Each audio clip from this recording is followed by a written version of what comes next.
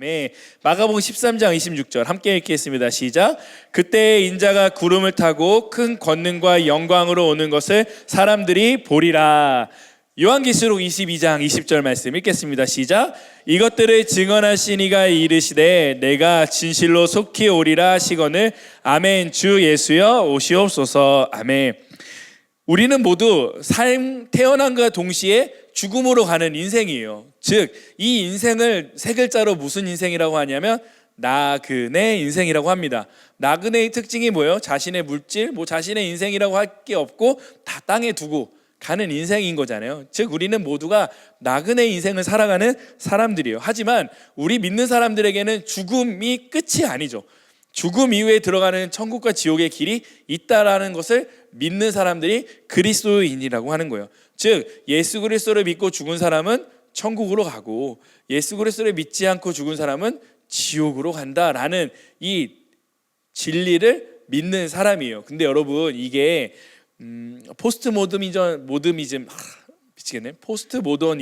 시대가 도래하면서 모든 것이 진리가 될 수 있다는 시대가 돼버렸잖아요. 그래서 이 부분에 있어서 우리가 흔들리면 안 돼요. 아시겠죠? 예수님을 믿으면 천국 가는 거예요. 다른 조건이 없어요. 예수님을 믿지 않으면 천국에 갈 수가 없어요. 아시겠죠? 이 신앙에 대해서는 타협이 없어요. 이 신앙은 분명해야 돼요. 안 그러면 우리가 믿는 복음이 희석되어져요. 뭔가 선행을 좀 더 하고 봉사를 좀 더 하고 뭔가 좀 더 사람이 괜찮고 나이스하면 천국 가지 않을까라는 생각을 하게 된다고요. 그게 아니에요. 무조건 기준은 예수 그리스도를 믿고 안 믿고에 따라 달려 있다라고 하는 거예요. 그렇게 우리는 다시 오실 예수님을 기대하며 끝까지 우리는 믿음을 잃지 않고 굳건히 부여잡고 살아가는 믿음의 신앙의 싸움이 필요하다라는 거예요. 다음 장 볼까요? 예수님께서는요, 재림에 대해서 약속하셨어요. 재림에 대한 성경 말씀을 좀 볼 텐데 다니엘서 7장 13절에서 14절의 말씀을 읽겠습니다. 시작.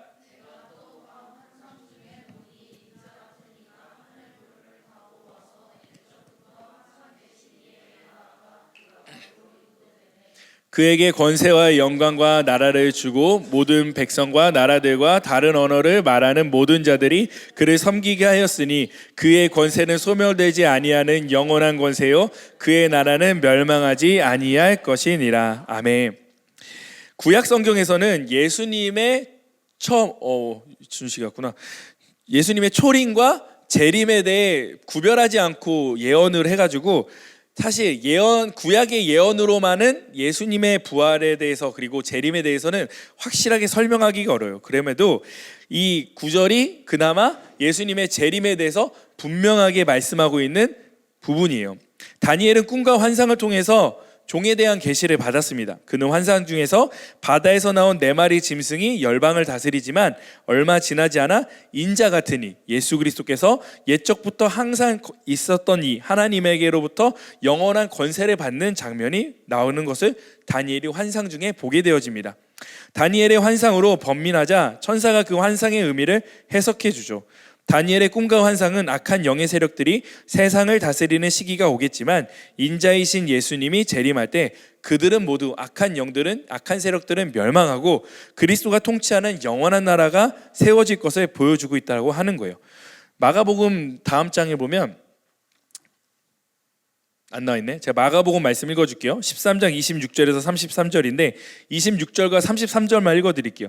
그때 인자가 구름을 타고 큰 권능과 영광으로 오는 것을 사람들이 보리라. 33절에 주의하라 깨어있으라 그때가 언제인지 알지 못함이라.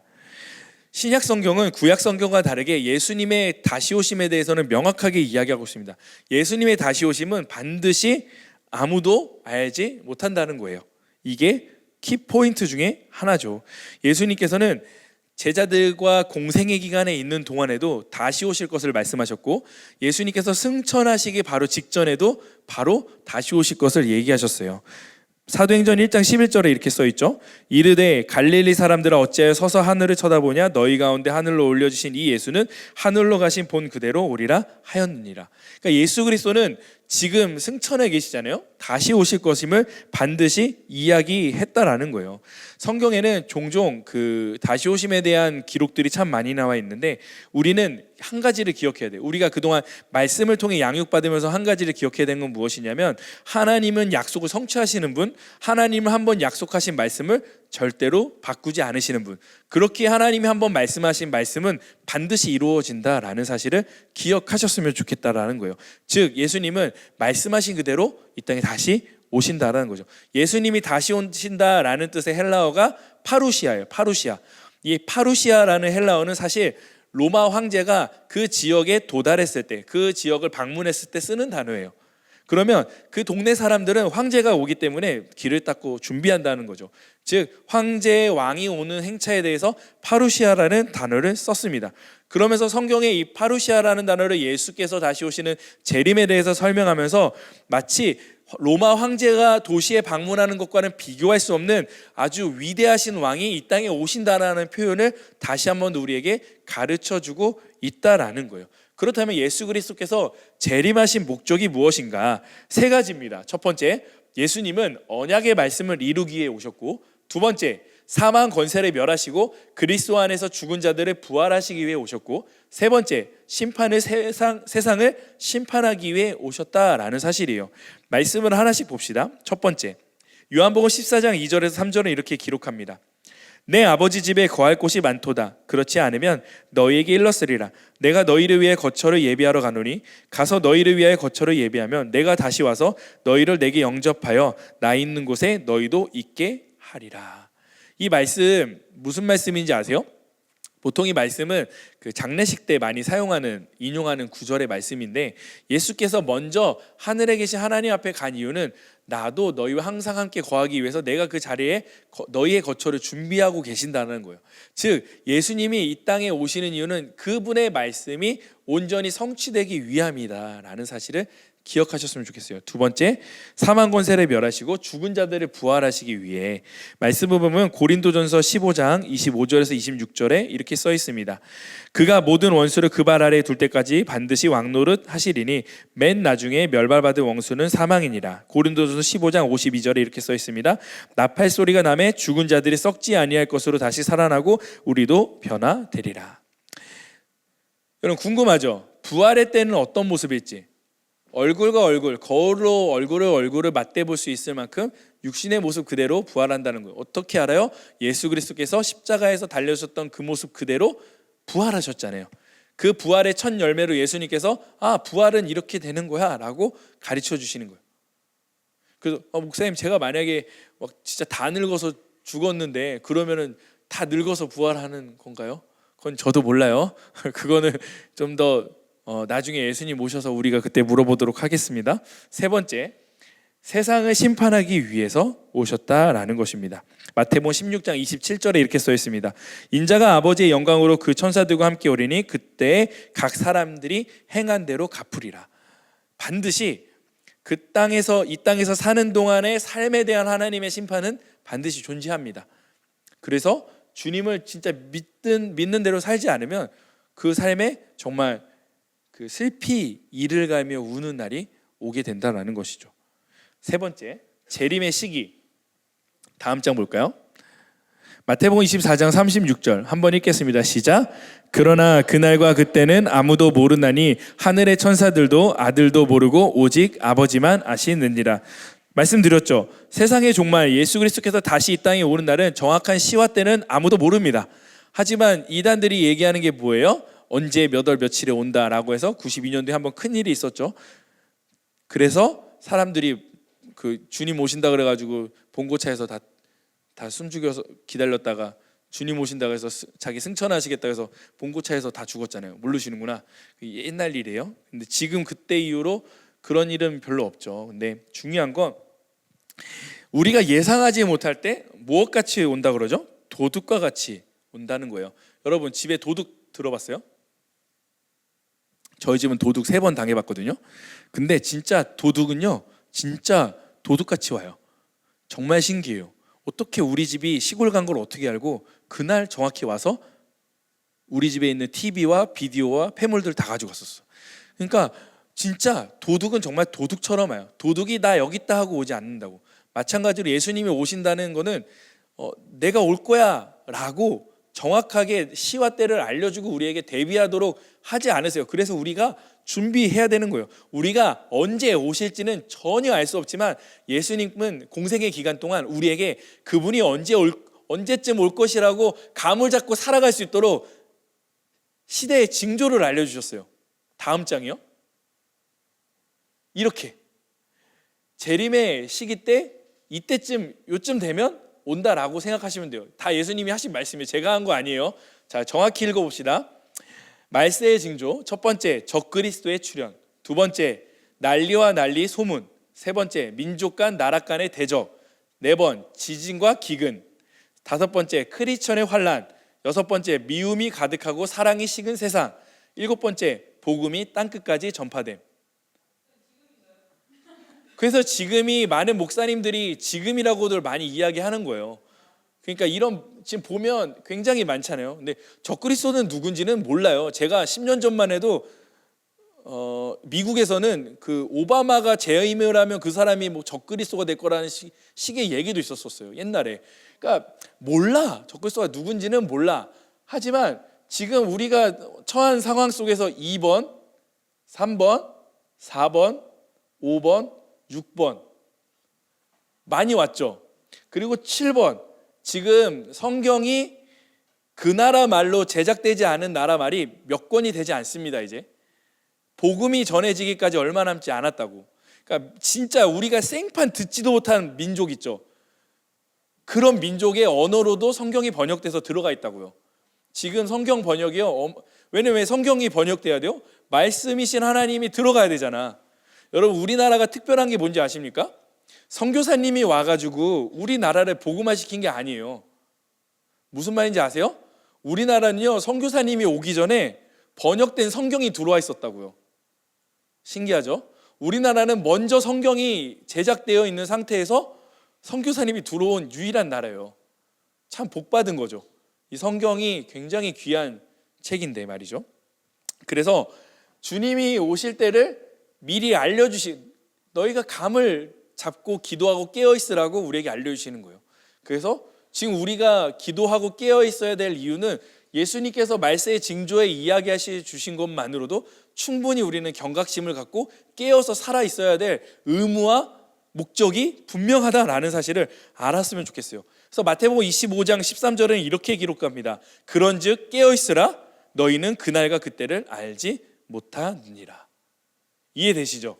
다음 장 보겠습니다. 예수님의 재림 때의 다음 장이요. 네, 이거 읽었어요. 재림 때에 일어난 일들, 첫 번째 공중 재림과 혼인 잔치에 대해서 말씀드릴게요. 다니엘서 9장 27절 여러분 한번 읽어주실래요? 시작.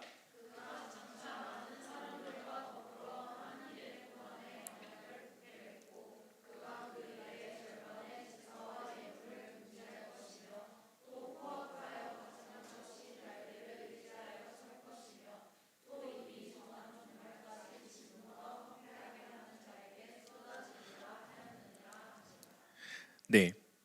데살로니가전서 4장 16절에서 17절은 또 이렇게 기록합니다. 주께서 호령과 천사장의 소리와 하나님의 나팔 소리로 친히 하늘로부터 강림하시리니 그리스도 안에서 죽은 자들이 먼저 일어나고 그 후에 우리 살아남은 자들도 그들과 함께 구름 속으로 끌려 올려 공중에서 주를 영접하게 하시리니 그리하여 우리가 항상 주와 함께 있으리라 라고 말씀하고 있어요. 이 부분은 제가 좀 읽어드릴게요. 왜냐하면 제가 또 실수할 수 있을 것 같아서. 예수님의 재림은 공중 재림과 지상 재림으로 두 번 나뉘는데, 먼저 예수님은 호령과 천사장의 소리와 하나님의 나팔 소리와 함께 하늘로부터 오십니다. 나팔 소리가 나면 먼저 죽은 자들이 부활하고 살아있던 성도들도 함께 공중으로 들려 올라갑니다. 그게 공중 재림이에요. 그리고 마지막 나팔 소리와 함께 부활하신 예수님처럼 몸처럼 썩지 않은 영원하고 신령한 몸으로 변화되어집니다. 신부인 교회와 성도들은 신랑인 예수님을 영접하고 7년 혼인잔치, 7년 동안 혼인잔치하듯 기쁘게 7년을 예수님과 보냅니다. 이때 지상에서는 적그리스도가 사탄의 권세를 받아 세상을 통치하는 7년 환란이 시작돼요. 예수 그리스도를 먼저 믿고 죽은 사람, 예수 그리스도를 신실하게 믿은 그리스도인만 먼저 공중으로 올라가 예수 그리스도와 7년 천국을, 7년 혼인 잔치를 경험하는 동안 땅에서는 예수 그리스도를 대충 믿지 않았던 사람들이 적그리스도를 통해 사단의 권세를 받은 적그리스도가 이들을 막 굉장히 괴롭힙니다. 적그리스도를 경배하는 자는 오른손이나 이마에 표를 받죠. 그 표가 뭐예요? 666 표예요.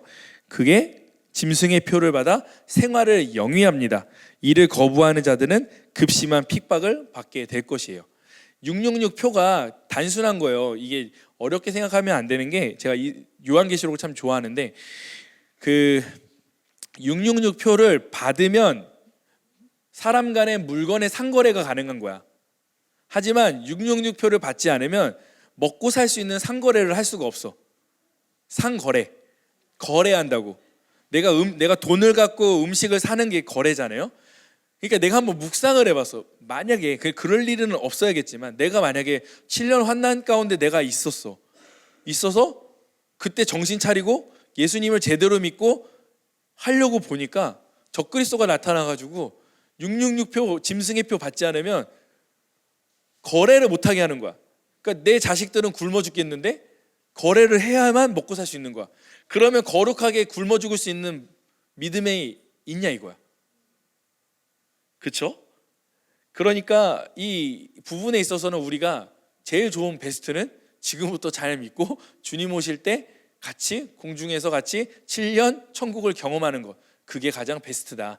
남아져 있는 사람에게도 기회가 있긴 해요. 이제 설명해 드릴게요. 자, 두 번째, 다음 장 볼까요? 지상재림과 천년 왕국, 함께 읽겠습니다. 요한계시록 20장 4절이요. 시작.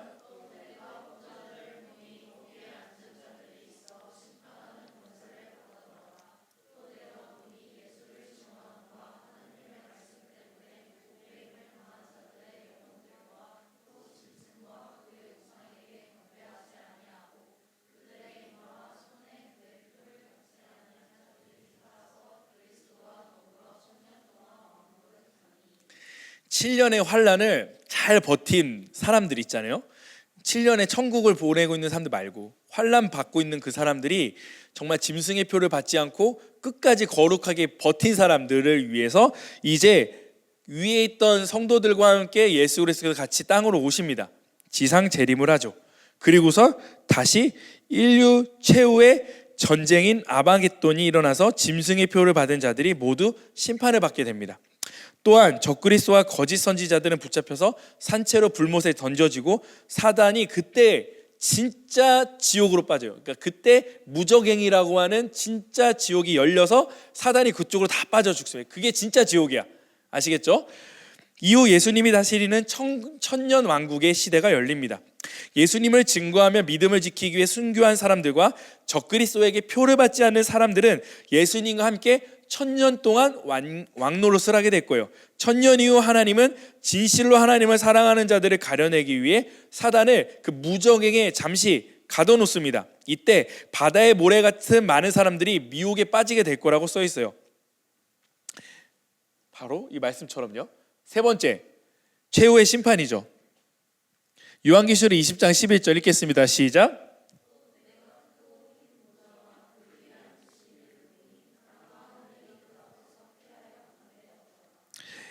천년 왕국이 끝난 후에 하늘과 땅이 없어지고요. 하나님의 최후 심판이 임합니다. 심판하신 하나님이 크고 흰 보좌에 앉으셔서 그때 우리가 알고 있는 백보자 심판이 시작됩니다. 예수님은 하나님 우편에 서 계시고 부활한 모든 성도는 그 뒤에 서게 됩니다. 하나님을 믿지 않고 죽은 모든 사람들도 부활해서 흰 보좌 앞에 심판을 받을 거예요.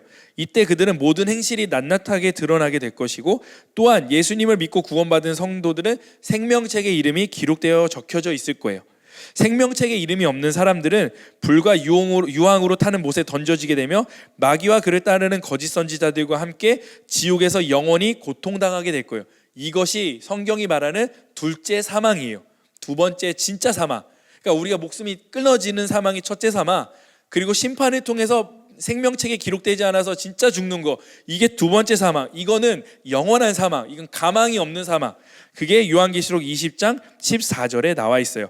사망과 음부도 불못에 던져지니 이것은 둘째 사망 곧 불못이라. 누구든지 생명책에 기록되지 못한 자는 불못에 던져지더라.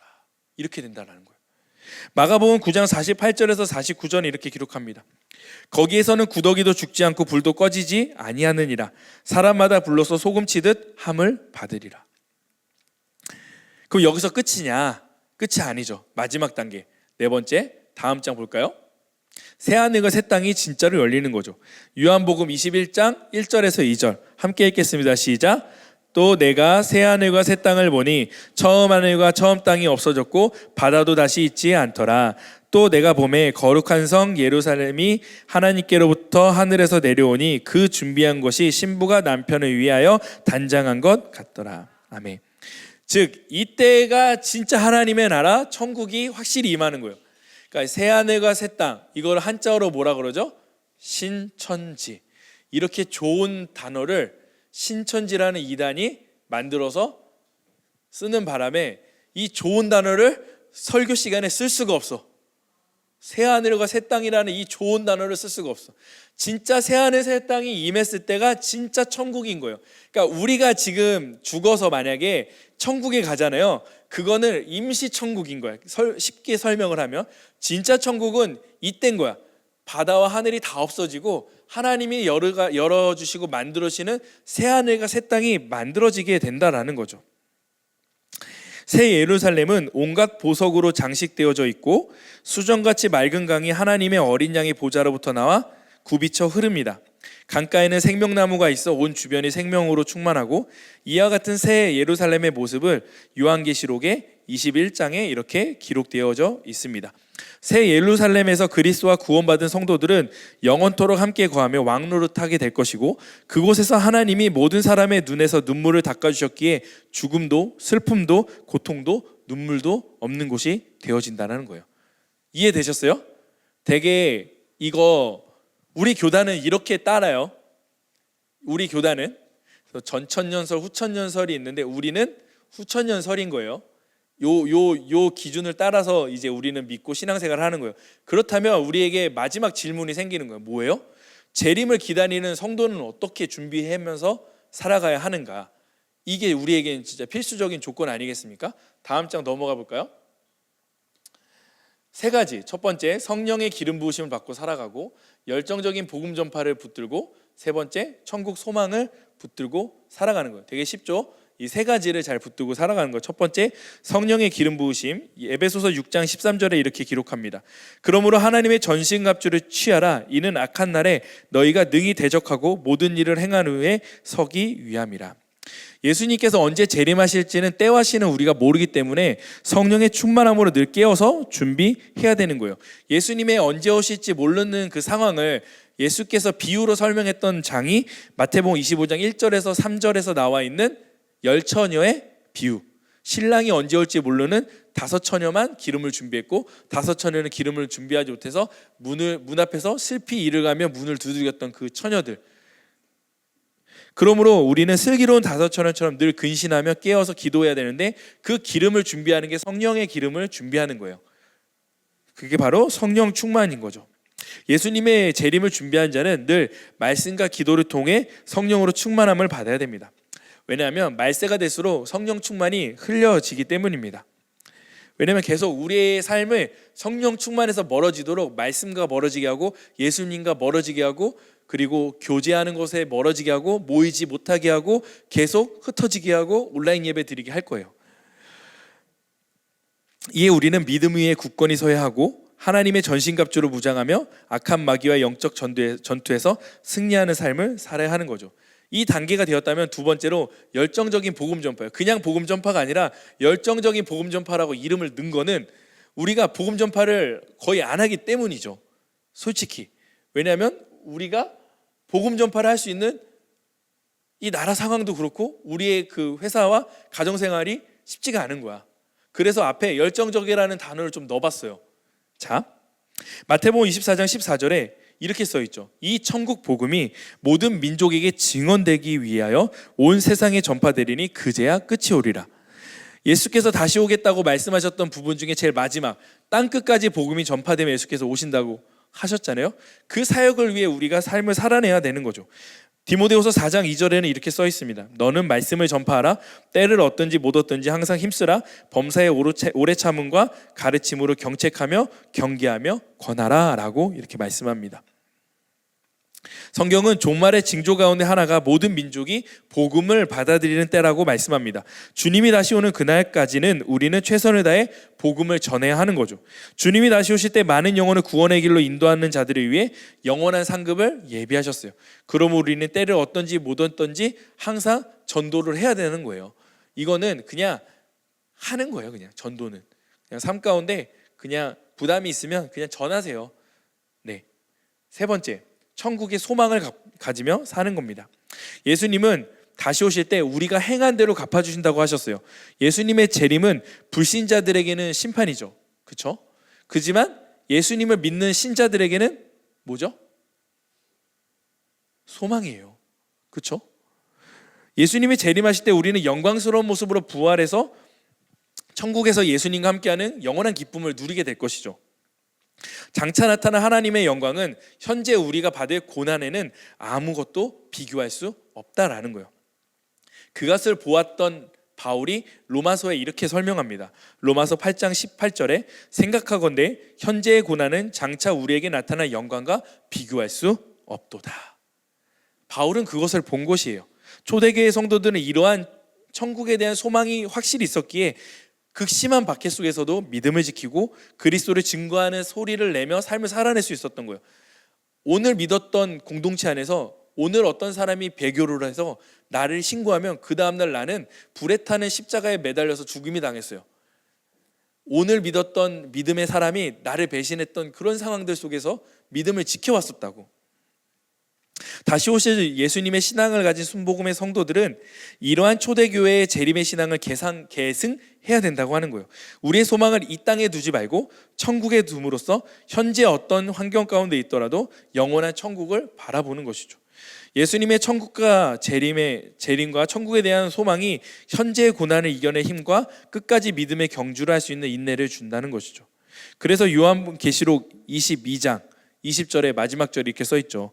이것들을 증언하시니가 이르시되 내가 진실로 속히 오리라 하시거늘 아멘 주 예수여 오시옵소서라고 합니다. 여기 사진에 보면 이분이 그 폴리캅이라는 속사도 분인데요.